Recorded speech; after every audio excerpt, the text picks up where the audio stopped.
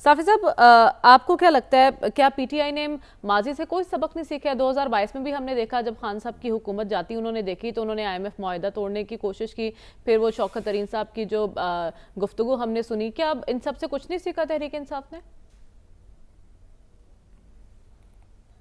लगता तो यही है मरियम की कोई सबक नहीं हासिल की गई। अगर ऐसा होता तो आज ये नौबत नहीं आती और आज जो कैदी नंबर 804 है, उन्होंने ख़ुद भी मीडिया को बताया कि उनका ख़त शायद आज अरसाल हो चुका होगा आईएमएफ को, और उनके जो वकला है और उनके पार्टी रहनुमा है वो भी इस बात पे इसरार कर रहे, तस्दीक कर रहे कि वो आईएमएफ को ख़त लिख रहे हैं। सलमान साहब ने जो अदम एतमाद के दौरान जो ख़त लिखे गए थे खैबर पख्तूनख्वा, पंजाब और वफाक की सतह पे आईएमएफ का, उसका भी हवाला दिया।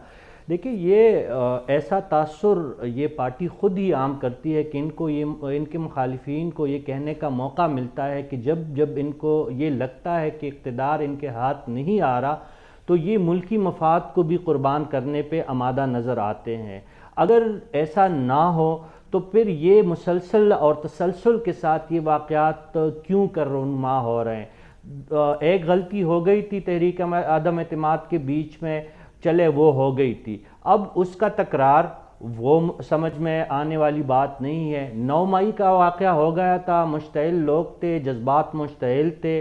अब दोबारा वो उस तरह के वाक़यात मज़ीद अगर दोबारा होंगे तो समझा जाएगा कि ये एक पूरी साजिश के तहत इस पार्टी का एक मिजाज और इनकी सरिश्त में यही चीज़ें शामिल है।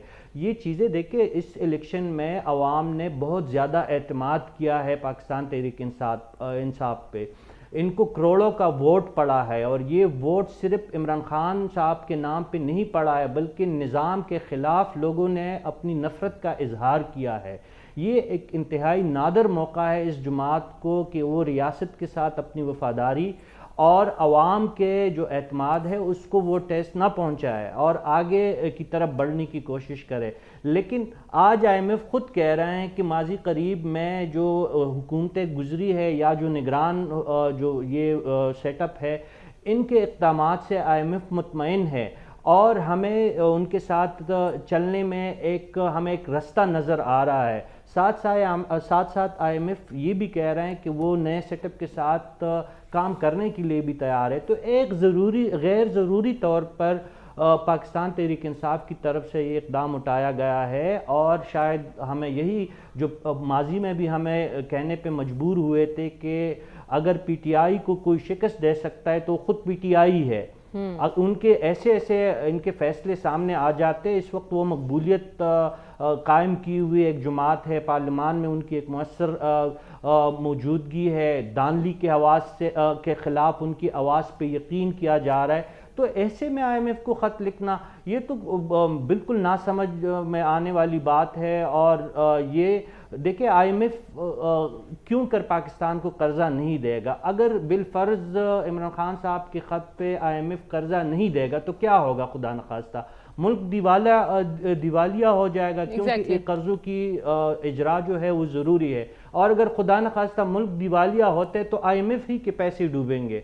तो ऐसे में आईएमएफ एक सियासी लीडर के कहने पे पाकिस्तान के साथ अपने माली ताल्लुकात को क्यों कर तोड़ेगा? ये तो एक समझ में आम बच्चे को भी बात समझ में आने वाली बात है। लेकिन इसके बावजूद एग्रेशन दिखाई दी जा रही है, ना सिर्फ एक साइड से बल्कि दूसरी साइड से, और हमारी सियासत में तलखी कम होने की बजाय मज़ीद बढ़ती जा रही है। और ख़ासकर पीटीआई के लिए ये ख़तरनाक है, क्योंकि रियासती इदारे पहले से ये तासुर कायम है कि उनसे वो नाराज़ है।